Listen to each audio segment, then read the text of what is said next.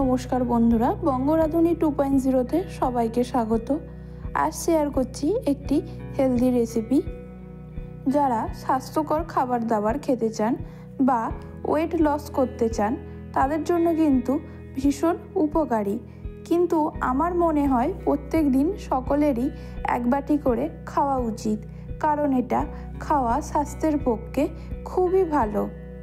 আজ বানাচ্ছি protein salad. বানানোও যেমন সহজ, খেতেও তেমনি সুস্বাদু। চলুন দেখে নেওয়া যাক আজকের রেসিপিটি। হেলদি স্যালাড বানানোর জন্য প্রথমে নিয়ে নিয়েছি একটা ছোট শসা। শসাটি ভালো করে ধুয়ে নিয়েছি, এবার ভালো করে ছুলে নেব। শসা ছুলে নিয়ে এবার চৌকো করে কেটে নিচ্ছি। আপনারা আপনাদের পছন্দ মতো কেটে নেবেন, বেশি বড় করে কাটার প্রয়োজন নেই।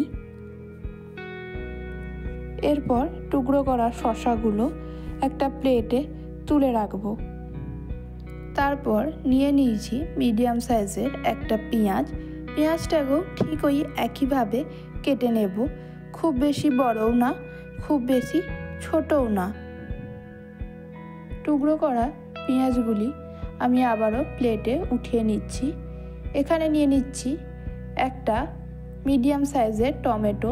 টমেটোটাকেও আমি ঠিক ওই একইভাবে কেটে নেব, আবারও প্লেটে উঠিয়ে নেব।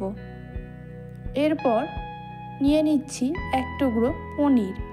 পনিরটাকে ছোট ছোট কিউব আকারে করে কেটে নিচ্ছি।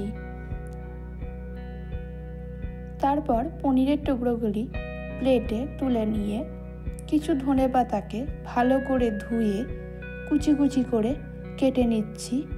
আর দুটো কাঁচা লঙ্কাকেও ছোট ছোট করে কুচি কুচি করে নেব। এরপর একটা মিক্সিং বোল নিয়ে নিয়েছি এখানে। এর মধ্যে দিয়ে দেব 1 কাপ পরিমাণে ভিজানো কাঁচা ছোলা, 1/2 কাপ পরিমাণে ভিজানো কাঁচা মুগ কড়াই।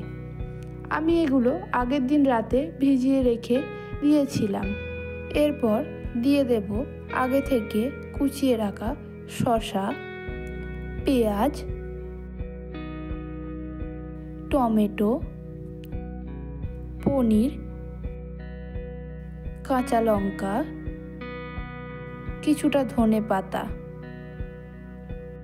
তারপর দিয়ে দেব 1 চা চামচ লেবুর রস, স্বাদ মতো নুন, 1/2 চা চামচ চাট মশলা আর 1/2 চা চামচ জিরের গুঁড়ো।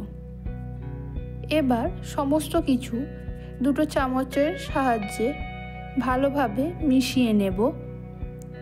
মেশানো হয়ে গেছে, দেখুন আমাদের হেলদি স্যালাড একদম রেডি। হাজির হব আবারও নতুন কোনো রেসিপি নিয়ে। ভালো থাকবেন, সুস্থ থাকবেন। ধন্যবাদ।